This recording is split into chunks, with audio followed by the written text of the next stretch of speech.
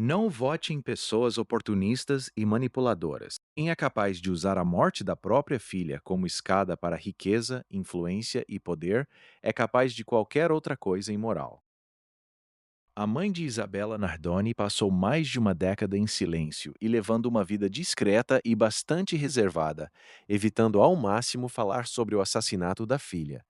Ela também se sentia incomodada ao ser reconhecida em locais públicos e mantinha seu Instagram privado.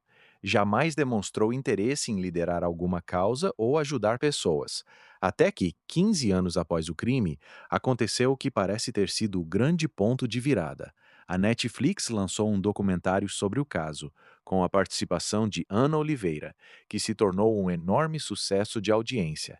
E ao perceber que a história ainda mobilizava o público e possuía um enorme potencial de engajamento, a mulher reservada que não gostava de ser abordada nas ruas se tornou carismática e sociável.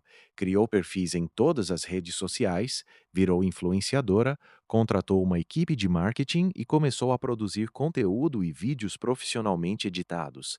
E ainda lançou seu próprio podcast.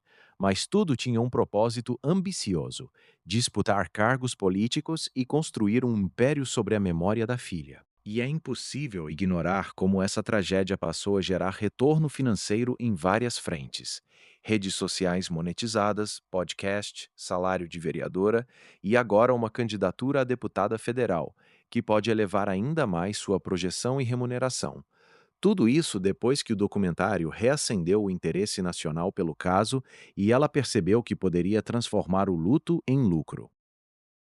Se o verdadeiro objetivo fosse apenas transformar a dor em uma causa social e ajudar outras famílias, ela poderia ter criado uma ONG, um instituto ou uma fundação.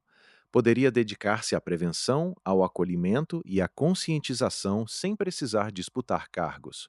Mas, na minha opinião, ela preferiu a política porque ali encontrou algo muito mais atraente: poder, projeção, privilégios e uma remuneração muito maior.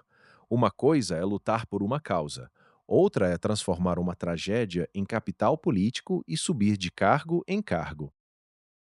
A candidatura a vereadora pareceu funcionar como um teste de força eleitoral, uma oportunidade de descobrir quantas pessoas estavam dispostas a transformar comoção, fama e reconhecimento em votos. O resultado foi enorme, quase 130 mil votos. E diante desse número, ficou evidente que havia um capital eleitoral muito maior a ser explorado.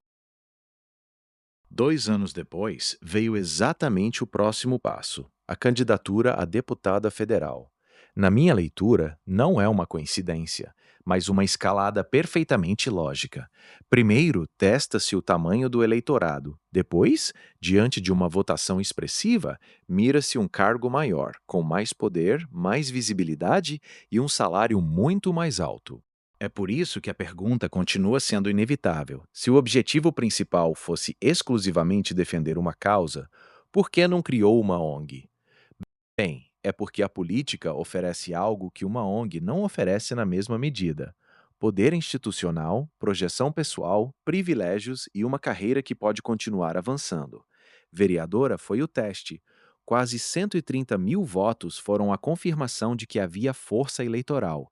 E a candidatura a deputada federal parece ser a consequência natural de quem percebeu que sua história pessoal pode render muito mais do que seguidores e engajamento, pode render poder e fortuna. E vale lembrar que outros familiares de vítimas de crimes midiáticos também entraram para a política com discursos muito semelhantes, prometendo defender vítimas e endurecer o combate à violência. Keiko Ota e Ari Friedenbach são exemplos de pessoas que ingressaram na política por meio de suas tragédias pessoais, mas suas passagens pela política não produziram, pelo menos de forma amplamente reconhecida, a grande transformação nas leis que suas histórias faziam o eleitor imaginar. O que torna tudo ainda mais incômodo é quando a imagem da própria filha morta passa a ser usada em materiais de campanha. Na minha opinião, esse é um tema que merece uma reflexão profunda. Uma criança que foi morta de forma cruel não deveria continuar sendo usada como elemento de persuasão eleitoral décadas depois. A memória de Isabela merece respeito. Associar sua imagem diretamente a uma campanha significa levá-la para dentro de um ambiente marcado por disputas, interesses, alianças, ataques e pela própria degradação que tantas pessoas enxergam na política brasileira. É uma exposição que pode acabar banalizando aquilo que deveria ser preservado com dignidade. E então surge a pergunta mais incômoda. Se a candidatura, as propostas e a atuação política de Ana Oliveira são fortes o suficiente, por que é necessário recorrer à imagem da filha morta para convencer eleitores? A fotografia de Isabela desperta uma emoção que nenhuma promessa de campanha conseguiria despertar. A tragédia cria uma conexão instantânea, e a sensibilidade das pessoas se torna um recurso poderoso. É por isso que o eleitor precisa tomar cuidado para não confundir empatia com obrigação política. Sentir compaixão por uma mãe não significa conceder a ela um cheque em branco. Respeitar sua dor não significa deixar de questionar suas escolhas. Uma tragédia pode explicar por que alguém ficou conhecido, mas não deveria ser explorada infinitamente para conquistar fama, dinheiro e poder.